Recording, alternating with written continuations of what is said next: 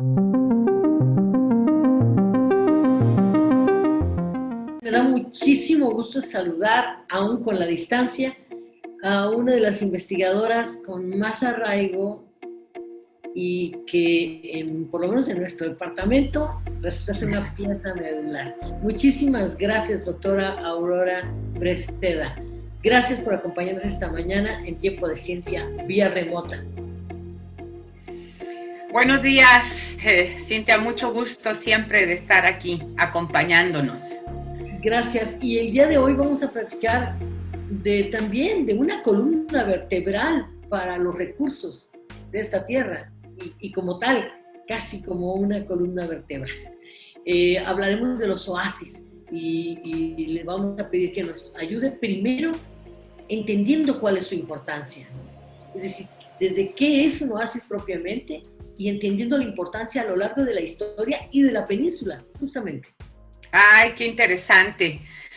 Mira, los oasis son primero el entorno natural de los oasis, y es muy importante comprenderlo porque eso le da parte del significado tan relevante que ha tenido a lo largo de la historia y que tienen, ¿no? Entonces, los oasis son sitios humedales, ¿sí? Dentro de la matriz de los desiertos del mundo, ¿sí? Entonces, si nosotros pensamos en una zona árida, en un desierto, como lo es el desierto baja californiano, o los desiertos del norte de África, o los desiertos de Asia, justamente estos lugares en donde, fíjate, en esa matriz árida donde lo que lo caracteriza es la escasez de agua, tenemos manantiales, tenemos fuentes de aguas naturales, pues se vuelven verdaderamente en islas de verdor, ¿sí? De verdor y de vida. ¿Por qué? Pues porque son los sitios en donde la fauna se alimenta, se bebe agua, se refugia en muchas especies, incluso son los sitios de reproducción.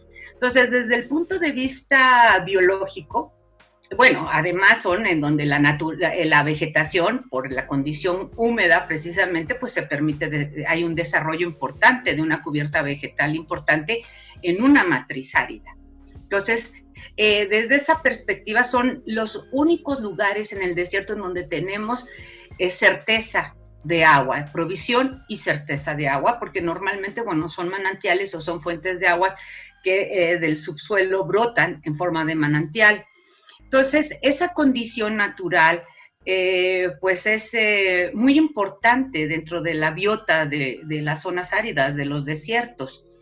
Ahora, para la humanidad, incluso la humanidad, digamos, más antigua de toda la Tierra, que son de África, Asia, estos también fueron refugios para los grupos humanos de la antigüedad, de milenios, de hace milenios. Ahí tomaban provisión, eran sus sitios de descanso, podían migrar, sobre todo son culturas muy acostumbradas, las de los desiertos, a la migración en busca de los recursos, ¿sí?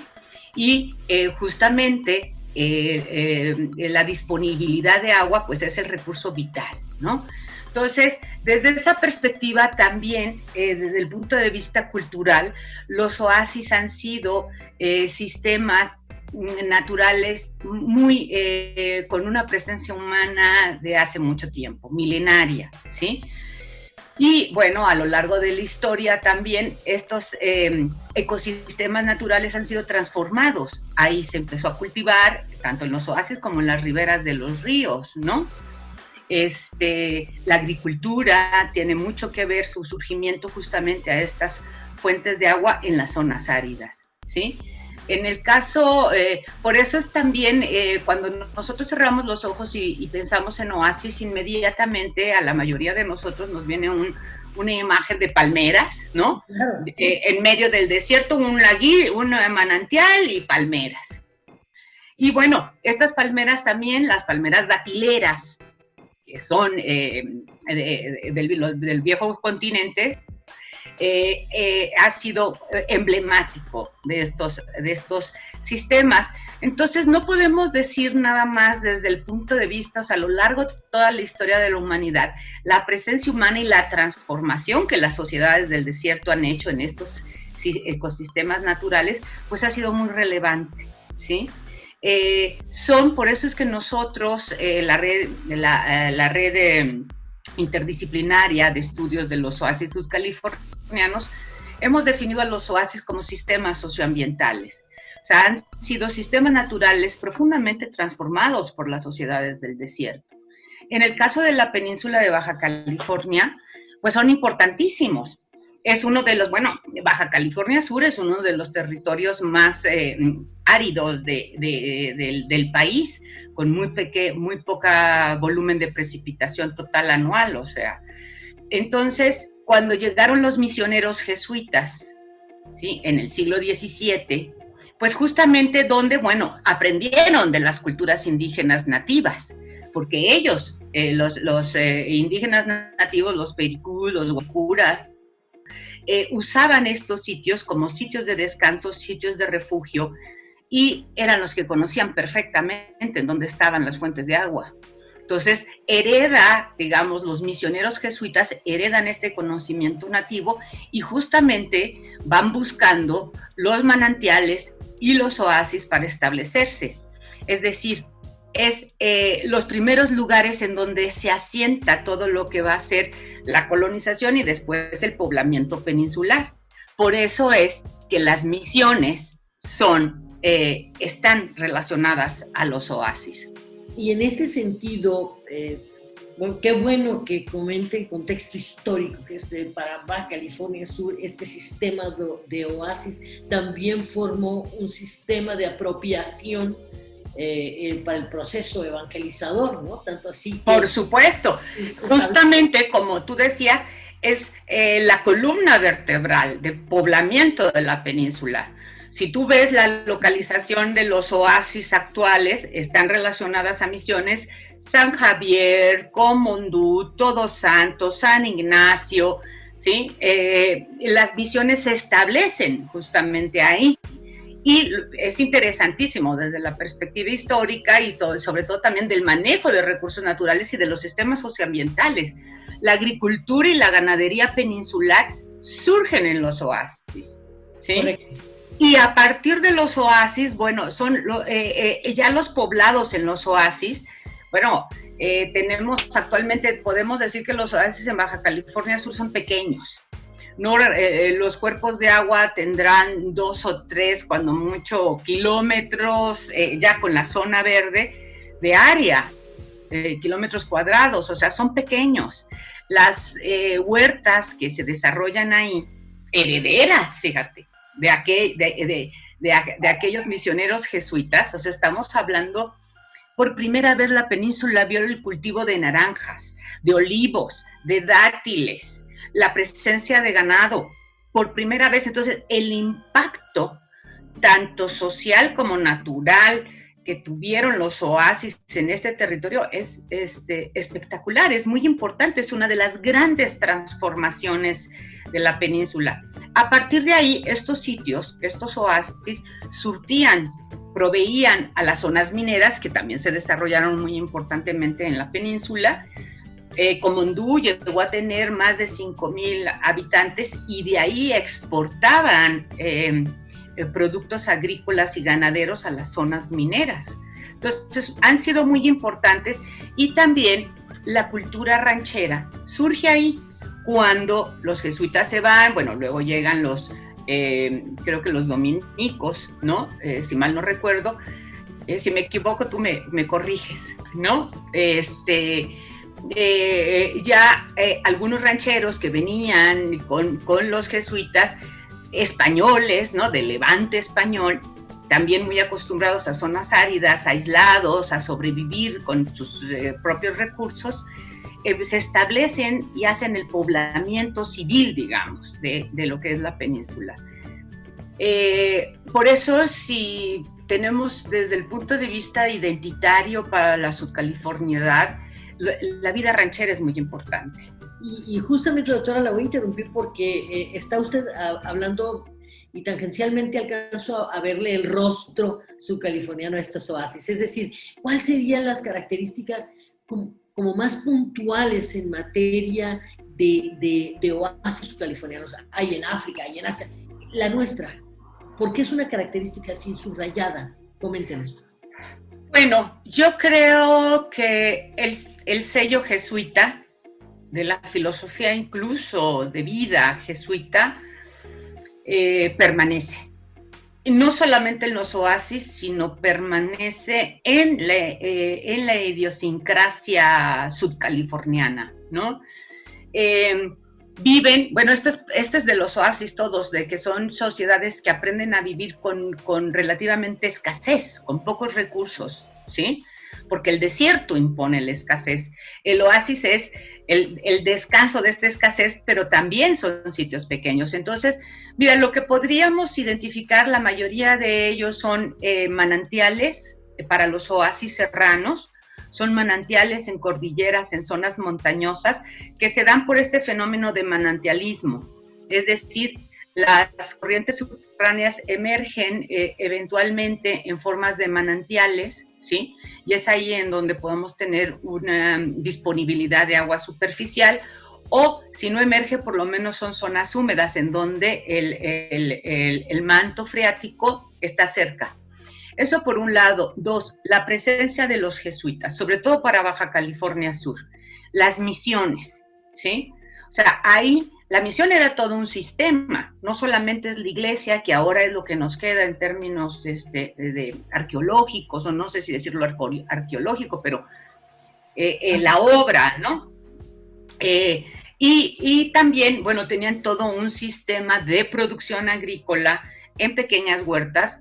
Si te digo que son pequeños, pues las huertas también. Pero hay algo muy interesante, es la gran agrodiversidad que tienen estos sistemas. Finalmente en la península tenemos influencias también tanto de aspectos del desierto como aspectos tropicales del sur. Entonces tenemos una mezcla muy interesante tanto de cultivos que vinieron del Mediterráneo, como la vid, como el olivo, como la palmera datilera, ¿no? Del Mediterráneo y de África, ¿sí? Pero papayas, naranjas, ¿no? Pero también hay cultivos tropicales, granadas, guayabas, muchas hortalizas.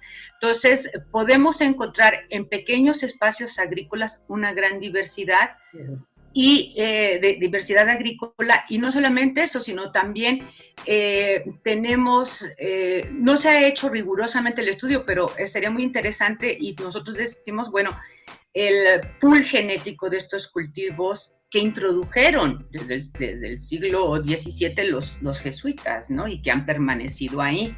Entonces, esta asociación en pequeñas huertas con la misión, esos serían, digamos, los oasis tradicionales. De ahí se replica, ¿no? Este sistema agrícola y ganadero se replica ya en la población civil, sin la presencia, pues, de la misión, ¿no? Ahora, doctora, a tanta distancia y a tanta historia, no quiero pecar, alguien diría, de ecologista precoz, adjetivar a los californios, pero es posible concebir hoy en día, tomando ejemplo de esa optimización que hubieran hecho seguramente si no hubieran sobrevivido los antiguos pobladores de los oasis, ¿sería posible concebir la conservación y el desarrollo juntos a partir de estos enclaves? Ese es el gran sueño, esa es la utopía. Claro, el desarrollo sustentable, ¿sí? Son muy importantes conservar estos, tanto desde el punto de vista de identidad, del punto de vista histórico, como del punto de vista natural. O sea, los servicios ecosistémicos que nos dan los oasis son importantísimos.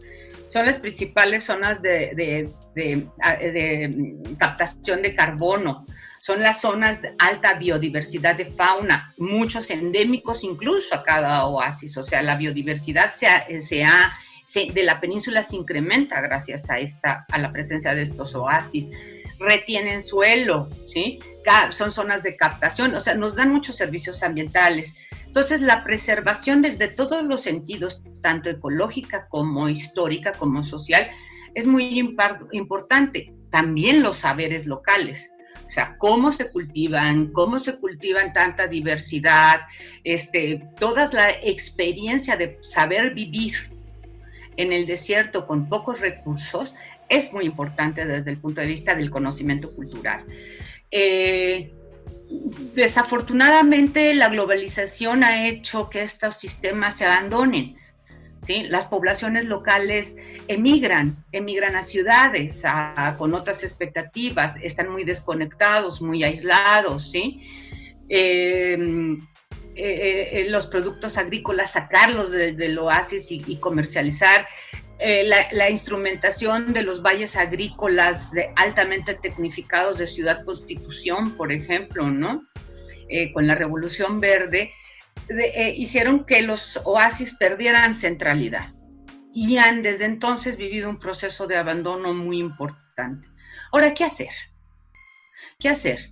Es muy importante, y ese es el gran reto, yo creo que el alimentar y el hacer una ruralidad productiva, ¿sí?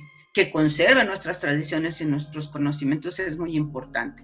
Entonces, por un lado, yo creo que estos oasis no solamente son agrícolas, están muy vinculados a otras actividades, sobre todo la ganadería, ¿sí? La ganadería extensiva depende de la latitud, ya sea de ganado vacuno o de ganado caprino, ¿sí? Las del norte, los más secos, son de caprino, los del sur son ganaderos de vacuno. Y la pesca, ¿sí? Además de los jornales y todo, digamos, en términos productivos. Entonces, nosotros tenemos muchos años allá en la Ridizos y con un grupo de colegas españoles trabajando sobre los sistemas socioambientales de los oasis. Y encontramos varias cosas, o sea, sí es muy importante primero conservarlos, entendemos esto, pero además cómo hacerlos productivos, o sea, cómo poder retener a la población y todo este conocimiento e incluso atraer. Y encontramos dos palancas, ¿sí? Dos palancas de desarrollo. Uno ligado justamente a la ganadería, ¿no?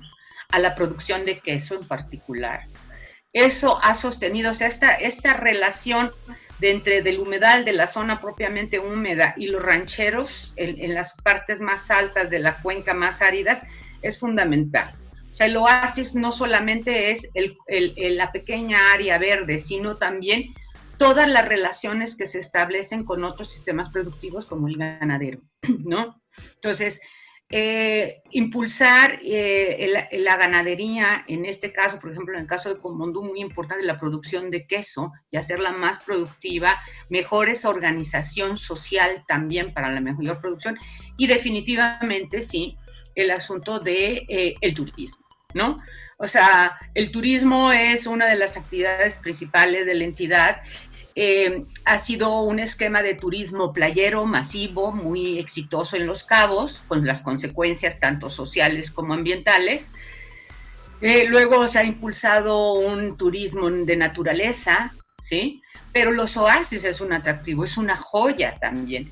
No soportan grandes volúmenes porque si lo vemos son pequeños, frágiles.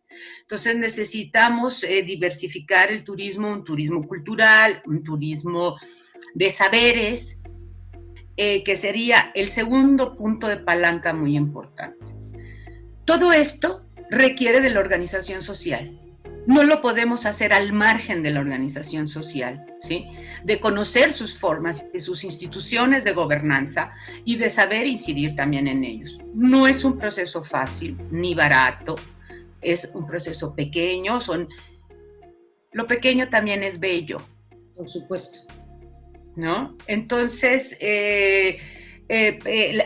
sería muy importante, por ejemplo, todo esto de los cultivos y de las zonas tan relevantes que tienen de la producción, que sea también una zona de consumo. Pero ahorita se abandonan porque no hay mercado, porque sacarlo de los oasis que están lejísimos te sale muy caro y compites con el monocultivo de Ciudad Constitución nunca. ¿Me explico? Claro. Entonces, darle valor a eso, turismo solidario, por ejemplo. Mercado solidario, comercio solidario, ¿no? Exacto. Entonces, esos serían los esquemas que nosotros vemos que podrían irse perfilando y creo que hay una intención también importante por parte del gobierno del estado. Ha habido en los últimos años una también intención y creo que de ahí la academia de alguna manera ha funcionado porque ha hecho girar la vista a estos oasis que estaban poco visibilizados, ¿no? Sí, sí, y bueno, para cerrar, doctora, le quiero preguntar algo. ¿Cómo puede acercarse el ciudadano común, hablando de esta invisibilidad que durante años padecieron estos centros de vida, ¿no? ¿Cómo puede acercarse un ciudadano de a pie, una persona como yo, a conocer qué es un oasis? ¿Cómo? De la manera más amigable posible. Ajá, bueno, hay varias publicaciones, espero que esta entrevista motive, ¿no? Pero pues agarra la troca y vámonos. A caminarlo, ¿no? Vámonos, sí. En algunos tienen servicios turísticos incluso por internet, como en Comondú, que te ofrecen incluso ya hospedaje. San Ignacio también tiene hospedaje. Y los otros es también casa de campaña, hielera, tus chelas, no manejando con chelas nomás, ¿no? Sí. Buen rock y vámonos. Vivir la experiencia. Doctora, como siempre es un enorme placer tenerla en nuestra ventana pública que es Tiempo de Ciencia. Le agradezco muchísimo su tiempo en medio de una agenda que se vuelve horrorosa, ya sé, todos los días con muchos asuntos, pero para nosotros es sumamente importante que los subcalifornianos volvamos nuestros ojos, nuestra mirada a esto que parece tan remoto, pero que es tan inmediato y tan presente como puede ser los oasis, su vida, su historia, su gente.